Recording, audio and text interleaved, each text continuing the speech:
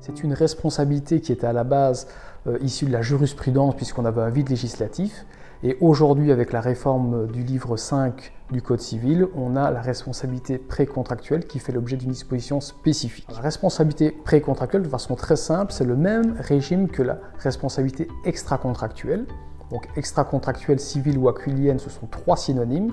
Et donc en gros, c'est la responsabilité civile classique. C'est le fait de se comporter de façon normalement prudente et diligente en fonction d'un contexte donné. La responsabilité précontractuelle dans un contexte de fusion-acquisition, ce sera l'obligation de se comporter comme un négociateur normalement prudent et diligent. Un négociateur normalement prudent et diligent, qui est-ce?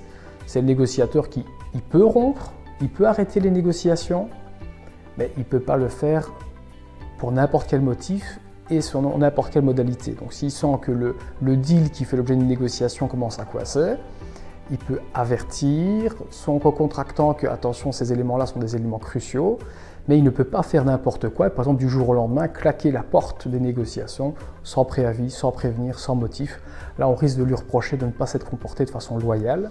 Et ce qui est très important dans ce cadre-là, c'est surtout ne pas donner l'impression à son partenaire que le contrat va être conclu et que finalement c'est juste une histoire de papier, mais on est déjà d'accord sur le principe, on est déjà d'accord sur tout, et ce n'est pas la dernière petite virgule de la page 7 de la Convention qui fera la différence, et on lui fait vraiment croire ça jusqu'au bout, et puis sans motif, ou sans motif raisonnable ou apparent, on va mettre fin à cette négociation. Le partenaire de négociation peut réclamer quoi, des dommages alors? Exactement, il y a deux types de dommages qui peuvent être réclamés. D'une part, on a vraiment les dommages qui sont les frais qui ont été exposés dans le cadre de la négociation. Donc on pense naturellement aux honoraires d'avocat, on pense également aux frais d'expertise comptable, les frais des réviseurs, la perte de temps également. Ça, ces frais-là, on peut les réclamer de façon assez logique et facilement.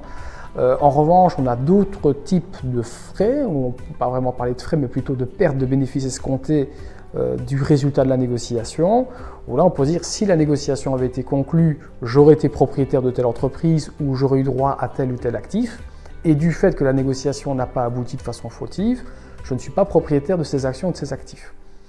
Et là, on va un petit peu voir comment la jurisprudence va évoluer sur ces questions-là, peut-être parler de perte d'une chance de bénéficier des résultats d'une entreprise ou non.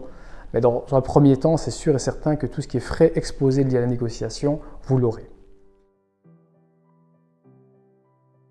N'ayez pas la naïveté de penser qu'aujourd'hui, seule la signature avec un stylo vous engage. Vous engagez votre responsabilité très tôt et c'est la raison pour laquelle, pour les négociations complexes, on conseille aux parties de négocier un contrat de négociation.